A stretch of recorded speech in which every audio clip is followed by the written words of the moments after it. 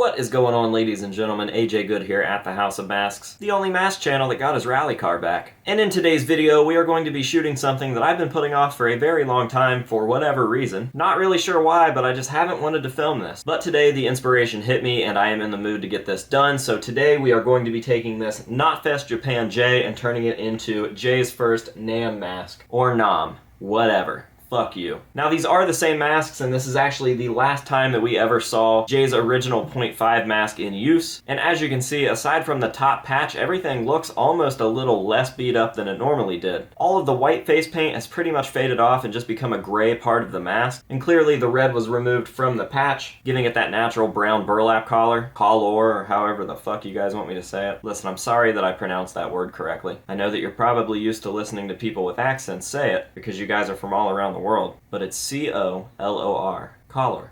I'm just saying it how it's spelled. So anyways, that is what we are going to be doing today. I know that you guys love these time-lapse videos, and I'd really like to see this version on my shelf. So without further ado, let's jump on into this.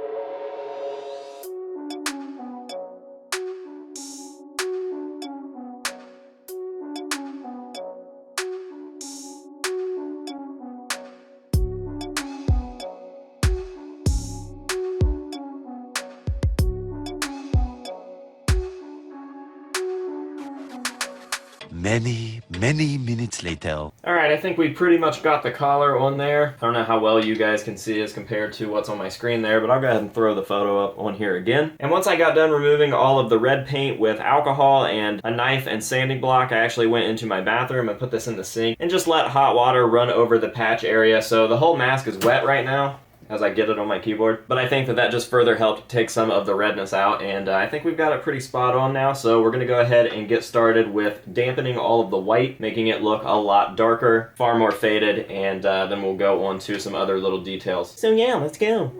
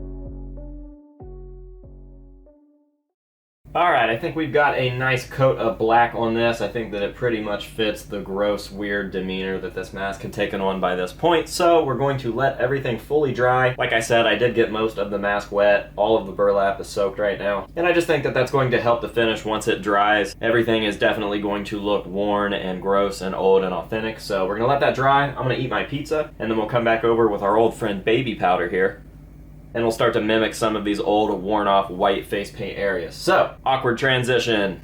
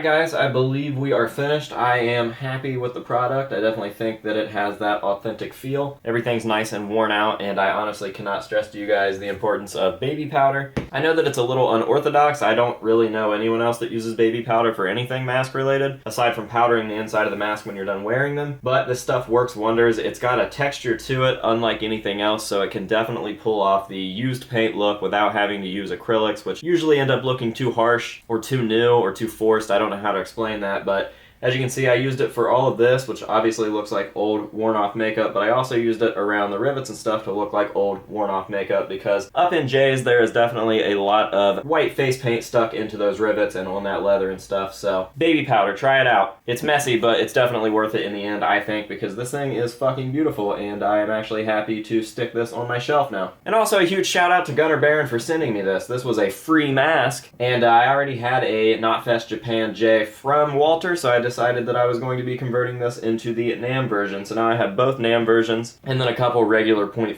Js that he used throughout the years. So yeah, definitely happy with it. That is going to pretty much do it for today's video. I hope that you guys have enjoyed. As always, I am going to leave you with some nice up-close hero shots of this thing, and that will be that. So until next time, say no to drugs and alcohol, and we will see you later.